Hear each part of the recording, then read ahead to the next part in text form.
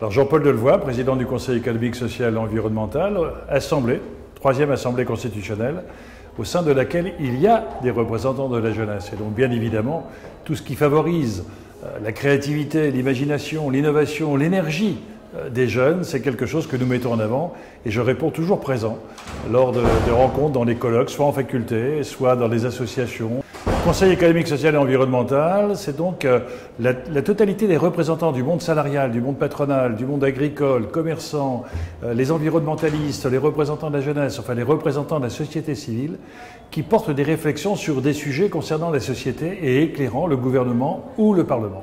Alors j'ai souhaité faire une estimation scientifique de l'impact de nos recommandations.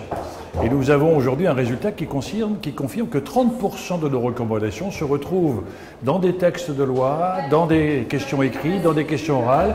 Nous avons par exemple porté le projet de loi sur l'économie sociale et solidaire. Nous avons beaucoup travaillé sur les lois sur la transition énergétique. Marie-Hélène Grard a rendu un avis très écouté avec un inspecteur général des finances, M. Delahaye, sur l'éducation en faveur des plus défavorisés. La France, et notamment les jeunes, sont très intéressés par la politique, mais extrêmement sévères sur les débats politiciens. Ils rejettent ces calculs politiciens, mais ils sont convaincus que l'avenir de la planète, l'avenir de la société, la solidarité est quelque chose qui les marque. Et ils ont envie de s'engager, mais pas au sein de conquête de pouvoir, d'appareils, de partis politiques qui ne portent plus de projet de société, mais qui portent uniquement des stratégies de conquête de pouvoir. Et donc, on voit bien dans les débats des jeunes à quel point les jeunes ont un regard décalé, riche, extrêmement pertinent dans cette société en métamorphose. C'est eux qui ont la clé de l'avenir. Ce que je déplore, c'est que trop souvent, on ne les écoute pas assez, on ne leur offre pas la place nécessaire. Moi, au Conseil économique, il y a 4 représentants de la jeunesse, mais beaucoup de jeunes dans d'autres associations.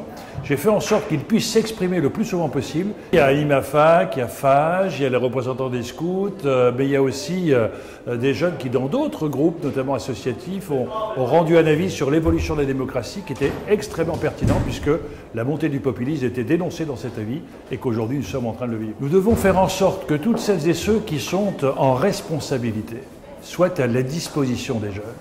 Les jeunes ont envie d'être écoutés, ont envie d'être reconnus, ont envie d'un dialogue permanent. Et nous avons souvent offert l'hémicycle du Palais d'Iéna comme lieu d'expression des jeunes. Nous avons fait un sommet des consciences dans lequel il y avait une expression de la jeunesse.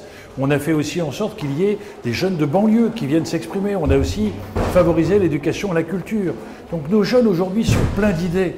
Ils ne sont plus dans la position de l'obéissance dans laquelle nous étions jusqu'à l'adolescence et jusqu'à 18 ans.